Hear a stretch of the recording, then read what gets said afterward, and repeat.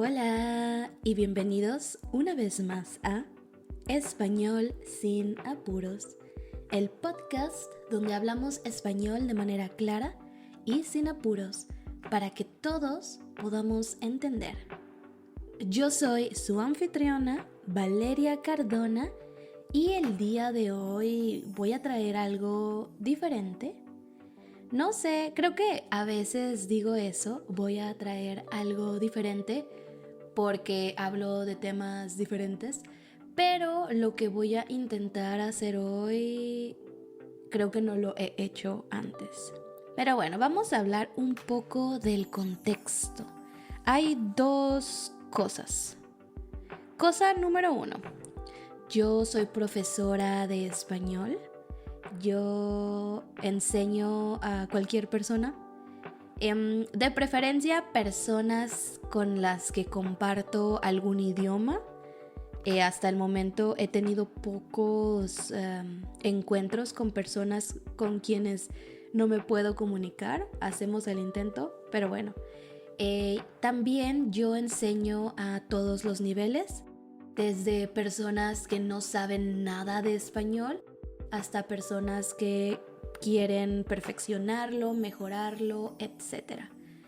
Tengo muchos tipos de clases de conversación, clases de tutorías, clases más académicas como la escuela, donde les enseño gramática y todo. Bueno, ¿por qué les cuento esto? En primer lugar, porque si buscan un profesor, pues aquí me tienen. Pero es porque tengo experiencia conociendo los problemas de los estudiantes. Sé cuáles son sus problemas recurrentes y hay muchos, hay diversos, pero yo creo que algo en lo que muchas personas están de acuerdo que tienen problemas es el tiempo pasado. No me refiero a las conjugaciones en sí. Creo que cuando vemos como los temas por separado, cuando hablamos de pretérito indefinido, creo que es fácil si los estudiantes comprenden el tema.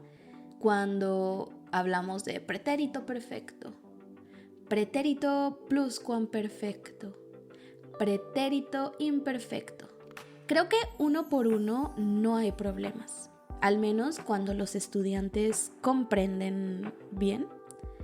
El problema real es que para hablar en el pasado de una manera fluida y correcta, tenemos que combinar diferentes tiempos. Mínimo 3, creo yo. Bueno, también depende mucho de la complejidad del relato. Hay algunos relatos más simples, pero entre más complejo es, más tiempos verbales necesitas. Y eso es algo que yo siempre le explico a los estudiantes. Sí, obviamente tienes que dominar cada tiempo por separado, pero también tienes que saber cuándo usar cuál. Algo que yo les recomiendo mucho es leer, porque los libros, las novelas sobre todo, tienden a estar escritas en el pasado. Entonces aquí podemos ver la combinación. Usualmente la narración está hecha en pretérito imperfecto y las acciones puntuales están hechas en pretérito indefinido. Pero luego aquí y allá hay pretérito pluscuamperfecto. Y luego si está escrito, por ejemplo, en español de España, hay mucho perfecto. Hay mucho pretérito perfecto en los diálogos, cosas así. El punto es que es muy importante leer o escuchar historias en el pasado, porque una persona que narra correctamente hechos en el pasado tiene que usar diferentes tiempos verbales. Esa es la cosa número 1 del por qué hoy va a ser diferente. La cosa número 2 es que a mí me encanta escuchar historias paranormales, de terror. Cuando yo estoy limpiando mi casa o cuando estoy haciendo algo que no requiere mucho poder mental, me encanta poner de fondo un podcast o un video de anécdotas paranormales. De hecho, mi youtuber favorito tiene una sección llamada Historias de Ultratumbísima. Ultratumba, pues es como algo de miedo, ¿no? Como el graveyard, algo así. No voy a nombrar a este youtuber porque, por un lado, no es ideal cuando aprendes español. Su vocabulario tiene mucho slang, mucha jerga y habla muy rápido. Pero dentro de sus historias, él ha hecho esta sección, este podcast desde 2020, desde la pandemia. Y hay una historia que a mí me dejó impactada. Y lo que voy a hacer hoy es contarles esta historia. Yo la adapté un poquito porque la historia que él leyó él literalmente leyó lo que le escribieron y fue una narración muy simple, como no la más correcta, y yo la adapté un poquito. Me gustaría que esta temporada, yo sé que todavía estamos en agosto, pero yo desde agosto ya siento que es Halloween. A mí me encanta Halloween. Entonces, si a ustedes les gusta, de aquí al 31 o al 2 de noviembre, que es Día de Muertos, podemos hablar de cositas paranormales en un español que no es tan rápido. Pero bueno, aquí va la historia. Y la historia no tiene nombre, pero bueno, la voy a leer en primera persona, ¿ok? Voy a leer como si yo fuera la protagonista, pero esto pues no me pasó a mí. No sé si es real, pero sí, porque se supone que es una historia real, pues qué miedo. Para dar un poco de contexto, estoy cursando el 5º semestre de universidad. Estudio la licenciatura de Ciencias Forenses. En esta carrera empezamos nuestras prácticas alrededor del 3er semestre. Es decir, que vamos a los diferentes lugares de trabajo para literalmente practicar. Los profesores siempre nos han recomendado llevar con nosotros amuletos de las distintas religiones y creencias, como rosarios, cuarzos, incluso la Biblia. Al principio yo no creía que fuera demasiado necesario, pero de igual manera, como buena católica, llevaba mi crucifijo conmigo. Por cuestiones de horarios y para mi mala fortuna, las prácticas me tocaron en el horario nocturno. La historia que estoy por contar ocurrió alrededor de la 1:45 de la madrugada. El cuerpo llegó a la morgue el 10 de marzo. Lo recuerdo perfectamente porque tuvimos que hacer el trámite y tomar las notas forenses para la escuela. Como en cualquier práctica, mi equipo y yo hicimos el procedimiento de manera normal. Leímos el expediente para después arreglar todo para la autopsia. A los cadáveres se les aplican químicos para aflojarlos, pues al morir se contraen y endurecen.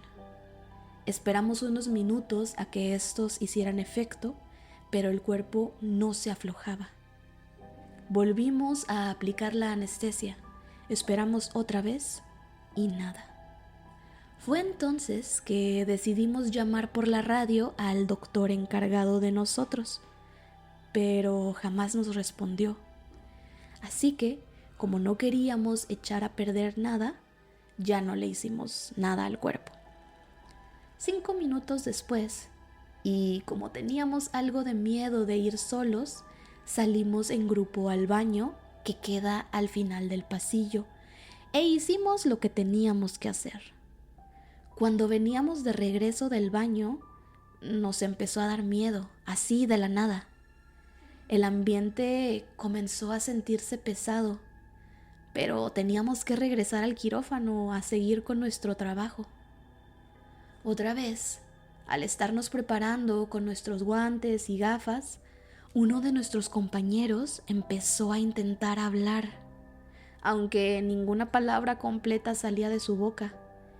Desesperado por no poder comunicarse, comenzó a golpearnos con las manos. Fue allí que captó nuestra atención y nos apuntó hacia la mesa de operación. El cuerpo, que anteriormente había estado acostado y hecho bolita, ya se encontraba sentado y con los ojos bien abiertos. De primero no se nos hizo tan raro, ya que eso pasaba a menudo, pero todo empeoró cuando el cuerpo empezó a gritar: ¡No!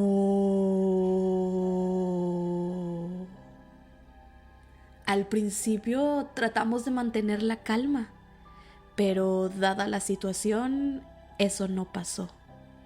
Momentos después de los gritos, la mesita quirúrgica, que es pesada y completamente de metal, se empezó a recorrer muy rápido hasta chocar con una de las paredes.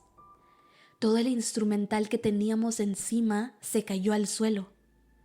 Mientras tanto, el cuerpo seguía gritando que no y que no. Como cualquier persona normal, corrimos hacia la puerta, pero el compañero que tenía las llaves se desmayó. No queríamos dejarlo allí solo con el cadáver, así que volvimos a intentar comunicarnos con el médico, pero esta vez la radio no funcionaba para nada, como si no tuviera señal.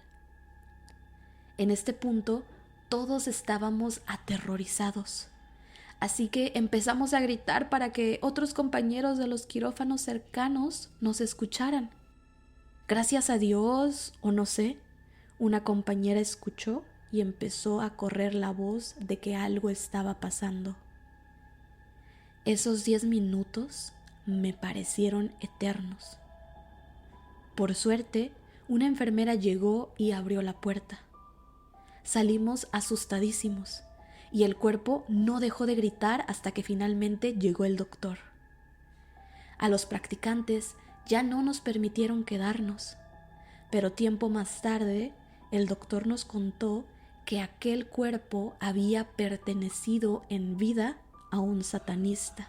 Nosotros, al llevar nuestros amuletos y protecciones, habíamos perturbado su partida.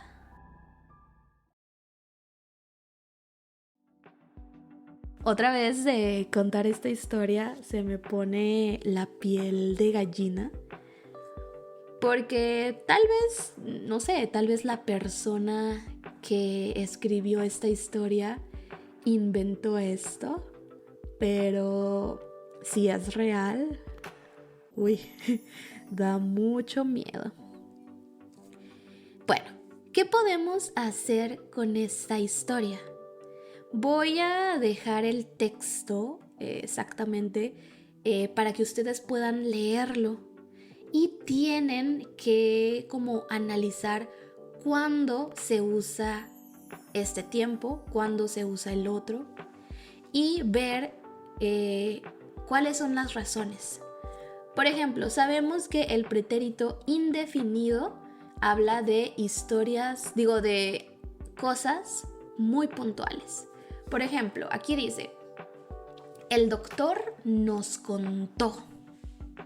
Eso quiere decir que en un momento dado el doctor habló o dijo la historia. Por eso está en este tiempo pretérito indefinido, porque él contó la historia una vez. Y no es necesariamente una sola vez para que se utilice el indefinido, pero es un momento muy puntual. Luego, la frase o la oración continúa. El doctor nos contó que aquel cuerpo había pertenecido a un satanista. Entonces, había pertenecido. Porque eso fue, por ejemplo, digamos que el momento presente es el momento en la morgue. Bueno, antes de ese momento en la morgue, el cuerpo era de un satanista. Entonces, como ese cuerpo ya no le pertenecía a esta persona, porque esta persona ya está muerta, había pertenecido. No podemos decir le pertenece, o podemos decir le perteneció, pero estamos tratando de hacer una comparación entre ese momento y un momento todavía más en el pasado. ¿Qué otro? ¿Qué otro momento? Aquí hay muchas cosas puntuales y por eso hay mucho pretérito indefinido. Pero cuando hay más narración como de lo que hay alrededor, se puede ver mucho pretérito imperfecto también. Como no queríamos echar nada a perder. También esto es pretérito imperfecto por la naturaleza de querer.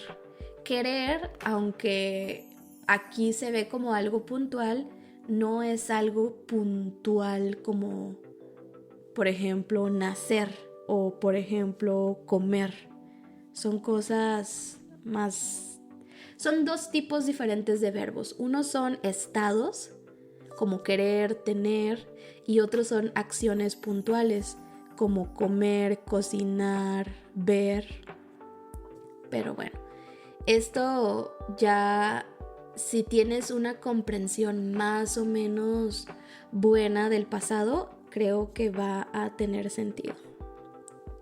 Mientras tanto, házmelo saber. ¿Te gusta la idea de escuchar historias paranormales? A mí me gustan mucho, pero es verdad que pues a veces cuando las escuchamos de una persona que se dedica a esto, pues el vocabulario puede ser más difícil o incluso pueden hablar mucho más rápido. Pero bueno, háganme saber si les interesa escuchar más historias de miedo. Por el momento eso es todo. Espero que mi voz les haya parecido interesante o buena para escuchar. Y los espero probablemente el próximo miércoles a las 8 a.m. tiempo de la Ciudad de México en todas las plataformas de podcast y YouTube. ¡Nos vemos!